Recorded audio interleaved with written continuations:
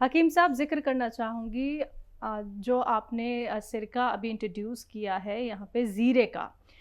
कुछ बच्चे ऐसे हैं जिन्हें शौक़ होता है कच्चा ज़ीरा खाने का, कुछ बच्चे ऐसे होते हैं जो मट्ठा हो, रायता हो, इनमें से भी ज़ीरा निकाल-निकाल के खाते हैं।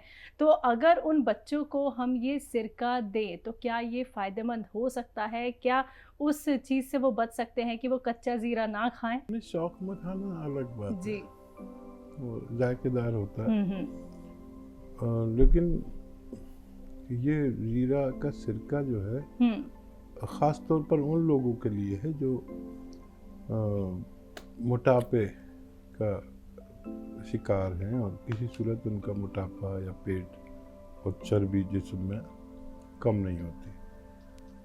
तो ये एक अच्छा नुस्खा है। दो दो चम्मच 2-3 बार भी ले सकते हैं इसको। इसमें जायका ज़ीरे का ही है और ये कोलेस्ट्रॉल, ब्लड प्रेशर और चर्बी का दुश्मन है और इसको वो लोग ले सकते हैं जिनको डायबिटीज़ भी एक हद तक कम करता है ये, लेकिन ये इसका मेन जो काम है वो मोटापा कम करना है। और ज़ीरा वैसे इस्तेमाल करते हैं तो अच्छा चीज़ है, खानों में खूब कसरत से इस्तेमाल होना चाहिए। और वो ज़ीरे के चावल तो बड़े पसंद आते हैं लोगों को। वो ज़ीरे की शान है कि चावल को इतना खूबसूरत बना देता है, इतना स्वादिष्ट बना देता है कि बच्चे बहुत शौक़ से खाते हैं। जी। तो यानी कि हकीम साहब, अगर हमें कोई रोग भी नहीं है तो भी हम ज़ीरे के सिरके का इस्तेमाल कर सकते हैं। और देखिए, ये जो जितने भी मसाले हैं, ख़ास तौर पर ज़ीरा है और जायफल है, जावित्री है, लौंग है, ये गर्म मसालों में कहलाते हैं और ये चर्बी को दूर करते हैं। जो हम अनाप-शनाप खाते हैं चर्बी, ये उसको बैलेंस रखने में बड़ी मदद करता है। और यही वजह है कि हमारे खानों में जब ये चीज़ें कम हो गई या ख़त्म हो गई तो हमें कई बीमारियां आती हैं। सौंफ का अलग हमारा एक करैक्टर है, ज़ीरे का अलग है, धनिए का अलग है और ये लहसुन का अलग है। हमने ये चीज़ें, अदरक का अलग किरदार है। तो ये चीज़ें अगर कसरत से इस्तेमाल की जाए तो हम रोगी ही क्यों बने, हम बहुत से रोगों से बच सकते हैं, सुरक्षित रह सकते हैं।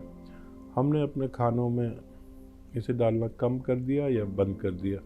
हम अगर इसको कसरत से इस्तेमाल करें तो हमारे जिस्म के लिए, हमारी इम्यूनिटी के लिए, हमारे पेट के लिए, हमारे मोटापे के लिए ये अच्छा काम करते हैं। तो फिर ये प्रोडक्ट बनाने पड़ते हैं। सिरका, ज़ीरे का इस्तेमाल कर सकते हैं हेल्दी लोग। बिल्कुल। मीरा शुक्ला जी, स्वागत है आपका। हाँ जी मैम, नमस्कार। जी नमस्कार मैम। भाई साहब भी नमस्कार। जय हिंद, शुक्ला साहब। हाँ नमस्कार। आपने लड़के के बारे में जैतून का नमक बताया था, तो धनिया बताई थी, तो उसको बाथरूम बहुत आने लगा। रात को बाथरूम बैठ के कर लेता है, अब उसको बाथरूम बहुत आने लगा रात को। इनको नहीं करता भाई साहब, रात को बहुत करता है। तो इसीलिए हमने मेरे सोता बहुत, इनको भी सोचा, रात सोता भी नहीं, बहुत ढीठ बन गया। अब तो एक दस्ते दवाई देने लगे।